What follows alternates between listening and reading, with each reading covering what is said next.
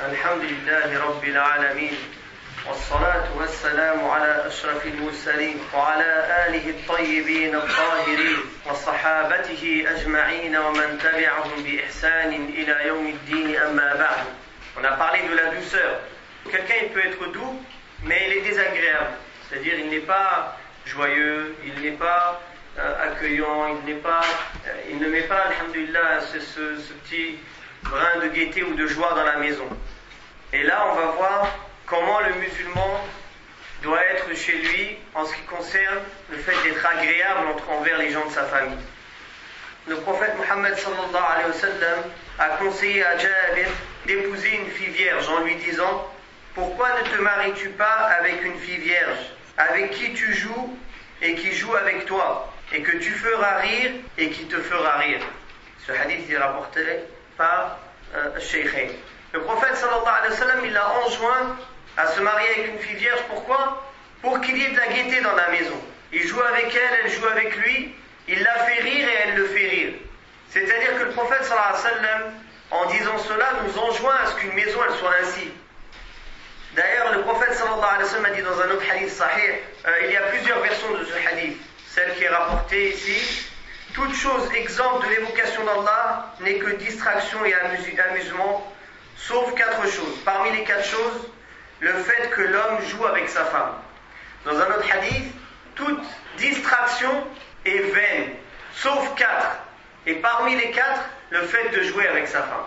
Le fait que l'homme, il joue avec sa femme. D'ailleurs, on l'a déjà vu, que le prophète sallallahu alayhi wa sallam jouait avec Aïcha, qu'il faisait la course avec elle. Quand elle était jeune, elle le battait. Puis après, c'est lui qui gagnait la course, alayhi salatu wassalam, parce qu'elle a pris du poids, elle n'était plus aussi rapide que quand elle était jeune. De même, écoutez ce hadith pour montrer, subhanallah, comment le prophète sallallahu alayhi wa sallam était avec sa femme. Aïcha radhiyallahu anha rapporte: je me lavais avec le messager d'Allah sallallahu alayhi wa sallam d'un seul récipient placé entre lui et moi. C'est-à-dire que Aïcha radhiyallahu anha et le prophète sallallahu alayhi wa sallam, ils faisaient quoi? Le ghusl. Ils se lavaient ensemble d'un seul récipient qui était placé entre eux deux. Puis il commençait à jouer avec moi, c'est-à-dire en lui jetant de l'eau, jusqu'à que je dise: laisse-moi de l'eau, laisse-moi de l'eau, alors que nous étions tous deux en état d'impureté majeure, en état de janab. Et ce hadith il est rapporté par l'imam Muslim. Rasulullah sallallahu alayhi wa sallam, est-ce qu'il a que ça à faire de jouer avec une femme ou de jouer avec les enfants, avec la responsabilité qu'il a? Allah Ta'ala l'a envoyé comme rahmatan lil alamin, miséricorde pour les mondes. Il est responsable d'un pays, puis la responsabilité de transmettre le message, puis tout ce qu'il subit comme vexation ou comme attaque de ses détracteurs, alayhi salatu wassalam. Malgré ça, il ne trouve pas que c'est une bassesse de jouer avec sa femme. Certains pourraient croire que le fait de jouer avec sa femme, c'est une perte de temps. Est-ce que Rasul sallallahu alayhi wa sallam, c'est quelqu'un qui perd son temps, alayhi salatu wassalam? Ça, c'est envers sa femme. En ce qui concerne envers les enfants, on a déjà vu auparavant avec les hadiths comment le prophète sallallahu alayhi wa sallam était avec Al-Hassan et Al-Hussein. Comment il jouait avec eux. Il a rencontré son petit-fils, il s'est mis dans la rue, il tendait les bras pour essayer de l'attraper, son petit-fils courait, ça le faisait rigoler, il s'enfuyait. Comme il est rapporté ici, quand le prophète sallallahu alayhi wa sallam revenait d'un voyage, il se faisait accueillir par les enfants de sa famille. D'après Abdullah ibn Ja'far qui dit: lorsqu'il revenait d'un voyage, il nous trouvait à son accueil, moi et Al-Hassan et Al-Hussein. Puis il prenait l'un de nous entre ses bras et l'autre derrière lui sur son dos, jusqu'à que nous arrivions à Médine. C'est-à-dire il l'accueillait aux portes de la ville. Et le prophète alayhi salatu wassalam, il les portait, il en mettait un sur son dos et portait l'autre dans son bras, jusqu'à qu'il revenait à la maison, alayhi salatu wassalam. Comparons alors le foyer du prophète sallallahu alayhi wa sallam avec les foyers qu'on entend aujourd'hui. Quand le chef de famille rentre à la maison, c'est le général qui rentre à la maison. Tout le monde regarde à vous. Personne ne doit faire de bruit, personne ne doit bouger.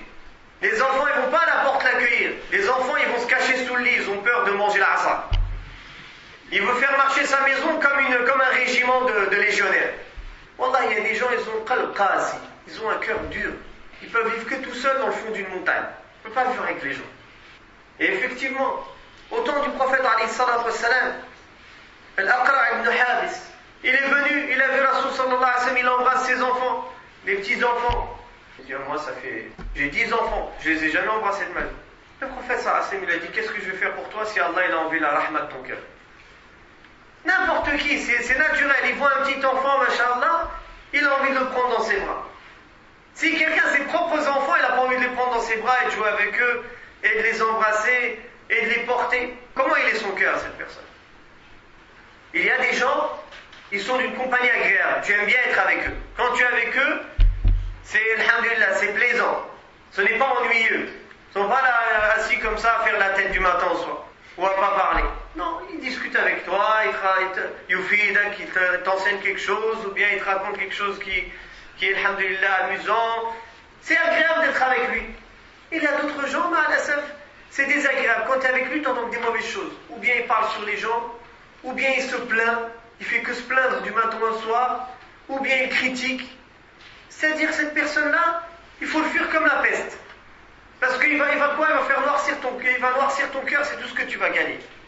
فنسأل الله سبحانه وتعالى أن يصلح قلوبنا ويصلح أولادنا وزوجاتنا وبيوتنا وبيوت المسلمين عامة وصلى الله على محمد وعلى آله وصحبه وسلم